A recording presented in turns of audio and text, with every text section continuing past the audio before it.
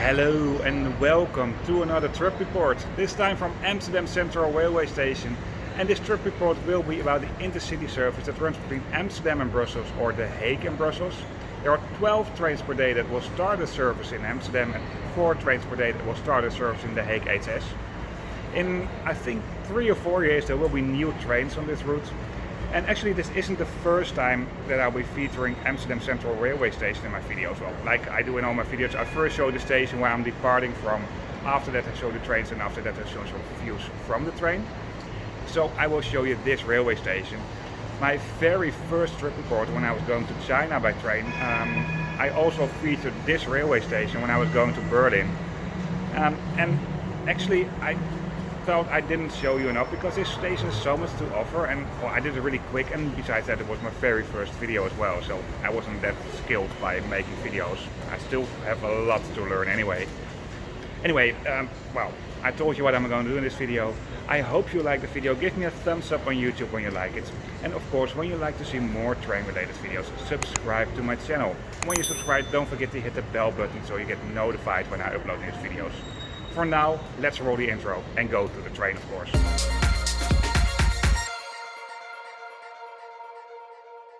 Before I start this video, I'll show you the environmental impact when traveling on this route by plane, car and train. Well, of course, trains will not clean the air, but the environmental impact when you're traveling by train is a lot lower than when you're traveling by car, and especially by plane. It's a pity that buses are not included in these graphs. This is Amsterdam Central railway station. The railway station has been built between 1881 and 1889, and the architect is Pierre Cuypers. This is the second busiest railway station of the Netherlands, serving approximately 193,000 railway passengers on a daily basis. This number doesn't include the passengers that will go here by tram, metro or bus. Throughout the years this railway station has been extended, and this will be extended very soon as well. There's not a lot of space left anymore, but I'll explain you more in the video. The most recent extension is the bus platform that hosts the letters Amsterdam, as you can see here at the back of the railway station. Despite the fact that you'll find lots of regional and city buses that do depart from this railway station, from the metro station of Amsterdam North you will find more local buses. In Amsterdam you will find 5 metro lines. 4 of these metro lines do call at the railway station of Amsterdam Central, and for 3 lines this is a terminal station.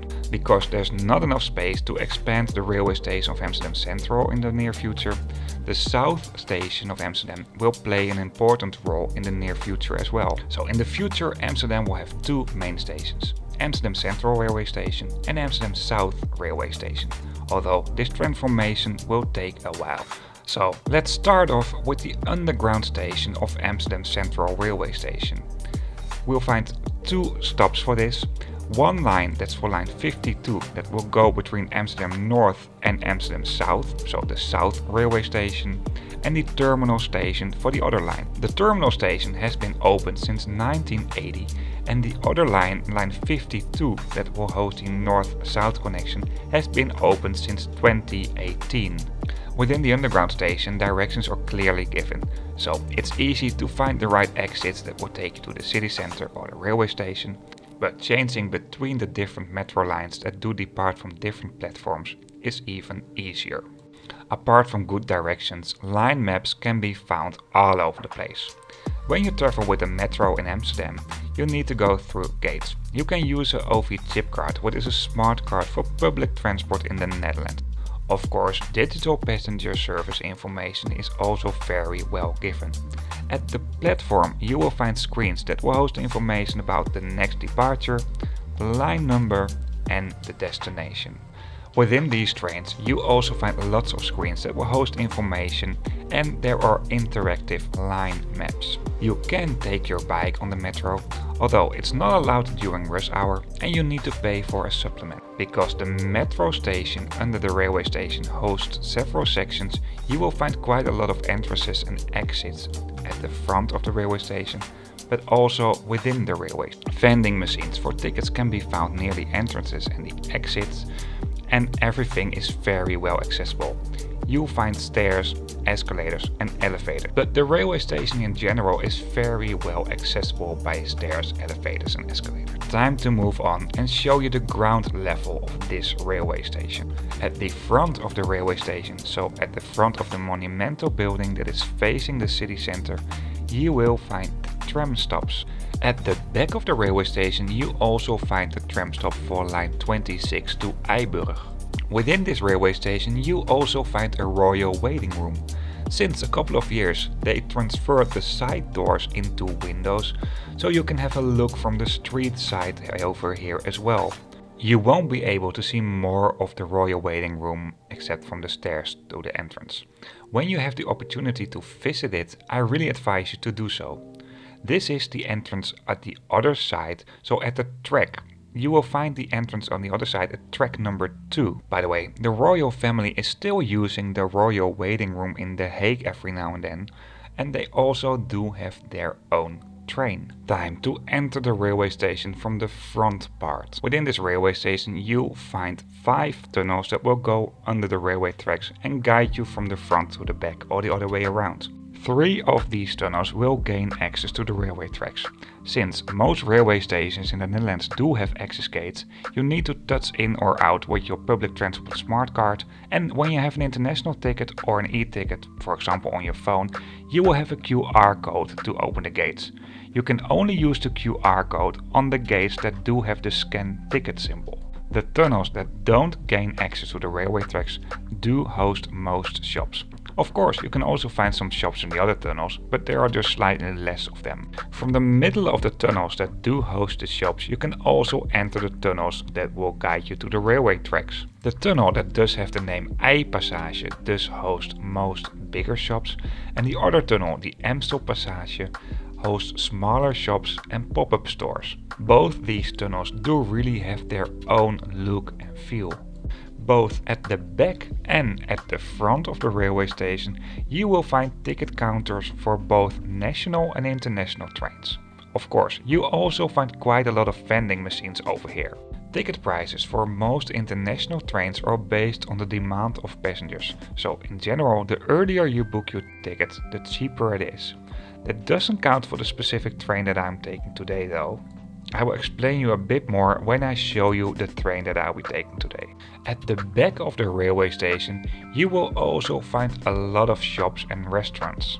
This is also where you find some place where you can sit outside, what is really nice, especially in the summertime. Personally, I really like the mirrors at the ceiling at the back of the railway station.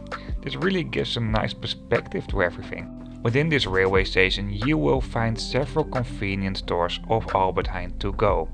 The largest one can be found at the back and is the one that is here on my left. Over here you also find a pharmacy, a car rental company and a bike rental company. This bike rental company is pretty popular among tourists, and in a way this is good, because Dutch people can recognize these tourists from a far distance. For Dutch people, riding a bicycle is serious business.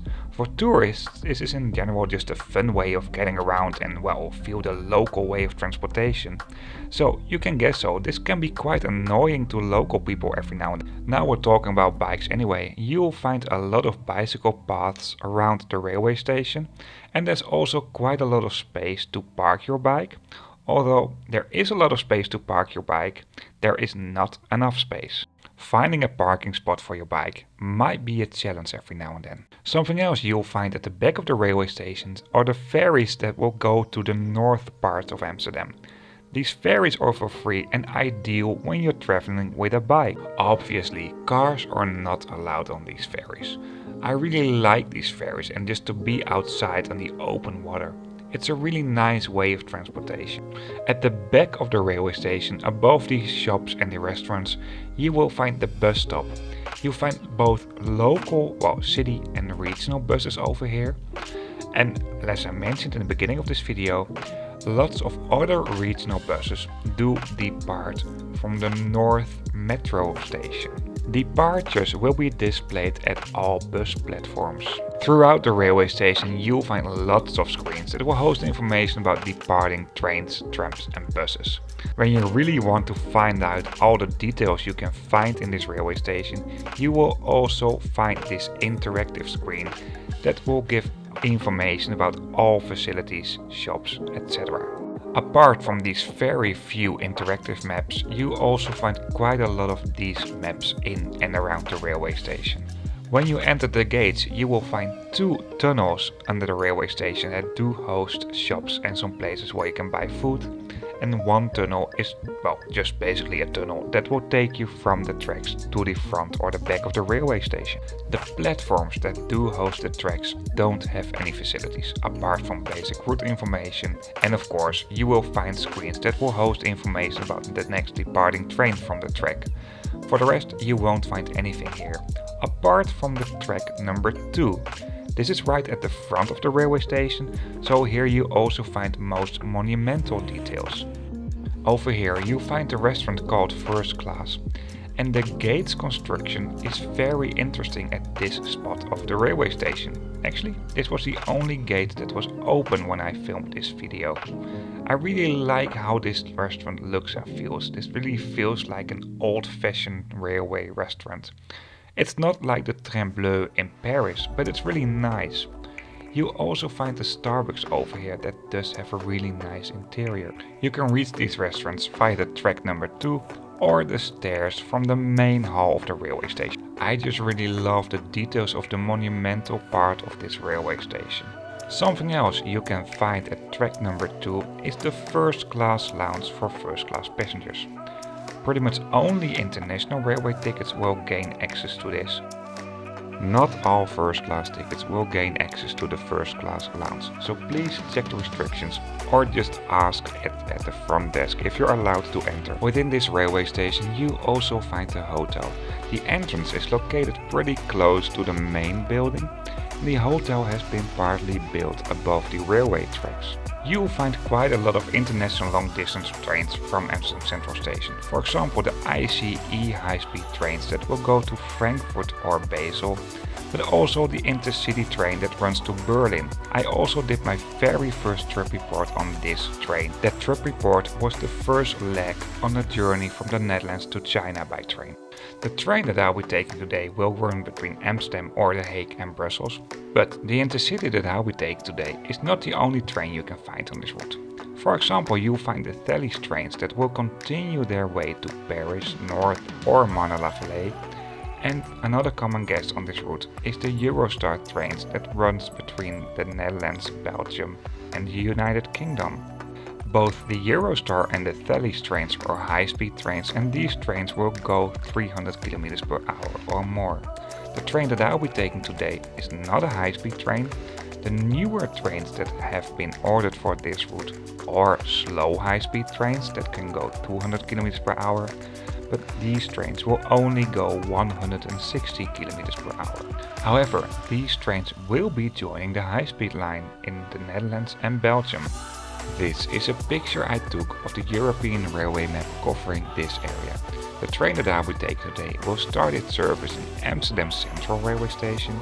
After that it will continue its way to Schiphol Airport, Rotterdam Central railway station, Breda, where it will make a switch back and join the high-speed line again, to Noorderkempen, Antwerp Central railway station, Antwerp-Bergen, Mechelen, Brussels Airport Zaventem, Brussels North, Brussel Central and the final station Brussel-Zuid, which is also being called Brussel Midi. These trains will join the high-speed line, what is the purple line you can see over here. There's one train per day that will start in Amsterdam and will not join the high-speed line until Rotterdam. This train also calls in The Hague, and 3 trains per day that do start the service in The Hague. This also counts for the other way around.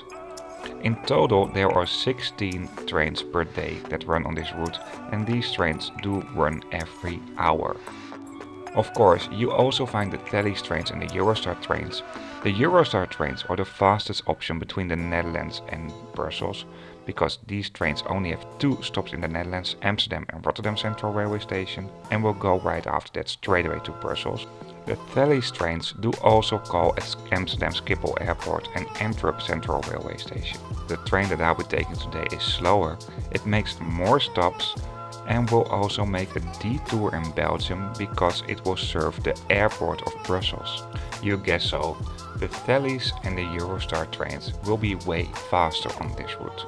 Of course, on the numbers 1 and 2 on the outside of the train, you can recognize where the first and the second class is located, but also the extra thin blue line here will indicate exactly where you find the first class in these trains.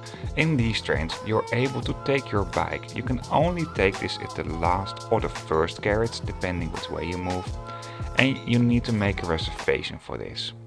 For passengers, it's not able to make a reservation. When you have a ticket for a specific day, you can just take any train on that route on that specific day. Of course, you cannot take the Thalys and the Eurostar trains.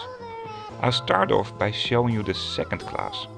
The second class comes in a 2x2 configuration, so 2 chairs on both sides of the aisle. Most chairs do come in an airplane or coach composition, and some chairs in the middle of the carriage and at one end of the carriage do face each other. You will find a lot of space for luggage in the overhead luggage racks, but also in the compartments you will find some luggage racks where you can store some luggage. The interior of these trains is pretty nice, although the number of facilities is really low. In the second class, most chairs do come in a composition like this. You'll find a fold-out table, a magazine rack and a garbage can. Above the windows you will find a reading light. Well, it's not really a reading light. You will find a light. And there are coat hangers. There are no sunscreens in these trains. Of course, you will find several toilets. In every carriage you find one toilet. You also find toilets for disabled people, but there are just slightly less of them. This is how the toilets for non-disabled people look like. The first class comes in a 2x1 configuration, so these chairs are a bit wider, you have more leg space and the comfort level is just higher. You will find power plugs in these trains, but only in the first class, and the number is really low, so this is really a downside. Personally, I don't find a location for these power plugs handy as well. You'll find 2 compartments for 6 people in the first class, and this is also a silent compartment. The leg space over here is not as good as in the open compartments. Just like in second class, you also find some extra space for luggage here. But of course, in the first class you also find overhead luggage racks. For the rest, this is basically the same as in second class. You find a fold-out table, a magazine rack, a garbage can, but you will also find a footrest over here. And as you can see, you have way more leg room. Between the chairs you also find armrests in first class that you can put up and down. There is no Wi-Fi available on these trains, and mobile coverage on this route is not really good. Ticket prices for non-high-speed trains between the Netherlands and Belgium do have fixed prices. When you book your ticket about a week prior departure, the prices will be lower. In the weekends and on Friday, the prices will be a bit higher than on Monday to Thursday.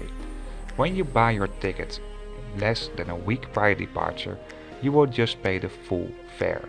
For the last tiny bit of this video, I'll show you some views from the train on this route.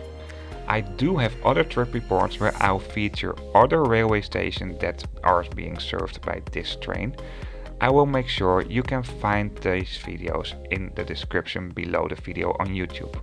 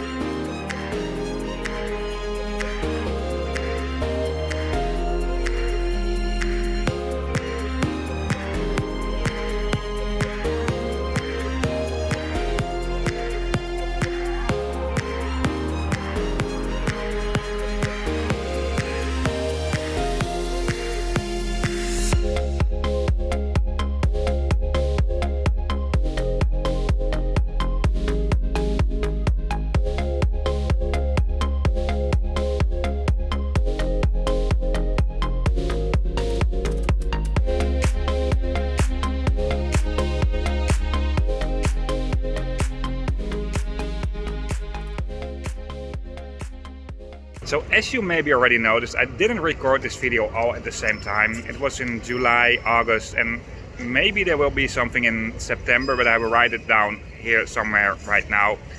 Anyway, I hope you like this video. When you do so, please give me a thumbs up on YouTube.